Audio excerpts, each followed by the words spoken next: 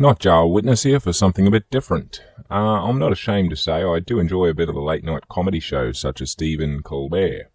And I came across this recent video, kind of caught my eye as it wasn't from his but Oprah's show.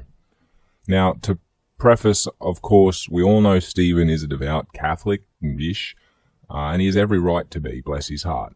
I have no issue with him or his faith, and I'm not wanting this to sound like an attack on him, or Oprah for that matter, or their personal faiths. I'm not here to do that. So the title of the video in question is The Bible Verse That Changed Stephen Colbert's Life on the Oprah Winfrey Network. It's only a minute long, so I will show most of it, and then we'll discuss. If you wanted to watch the original video, the link will be in the description below. Counteract that. I know your favorite Bible verse is Matthew, the don't worry one. It is. So I say to you, do not worry, for who among you by worrying could change a single hair on his head or add a single cubit to the span of his life? You know, and then it goes on from there. And, you know, my father used to say, sufficient unto the day is the evil thereof. Mm-hmm. Tomorrow will worry about itself. I was a young man, actually, walking down the street in Chicago. It was a very, very cold day. It's common in Chicago, and there were Gideons giving out Bibles. They're handing out the New Testament, Proverbs, and Psalms, and it was so cold that I had to like crack it over my knee because it had kind of frozen, the humidity had frozen it in place, and I opened it to that passage, and it changed my life because I had lost my faith, and I opened it to that passage in Matthew, and I was so racked with anxiety, and it was the first time that I had read the Bible or anything that I understood the phrase, it spoke to me. Because I wasn't reading it. It just spoke off the page. And the words of Christ are that for me. The words of Christ speak off the page. There's no effort for me to read them. It's a nice verse, and it is good that he found comfort in it. But unfortunately, it is in such trying times that people often fall victim to the trappings of religion, as their sense of logical reason gives way to emotional reasoning. Been there, done that.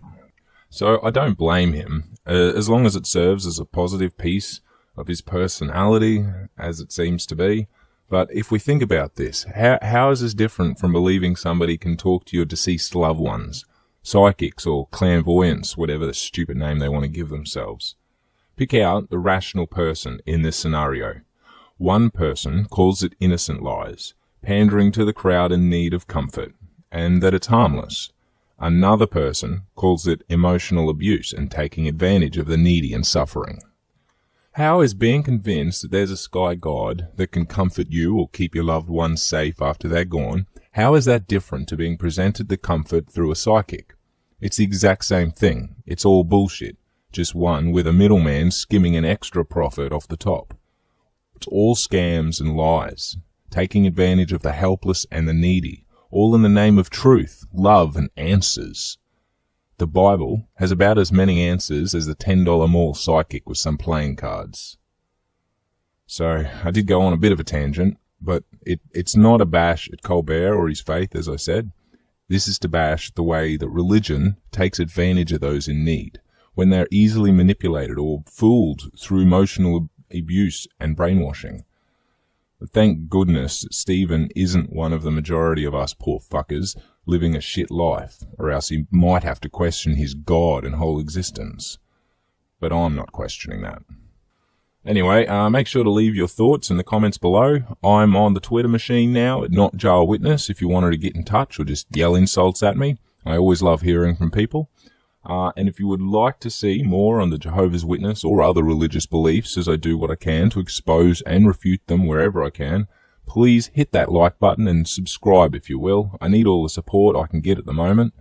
I hope you all have a fantastic day. Thank you for watching, and remember, I'm not your witness.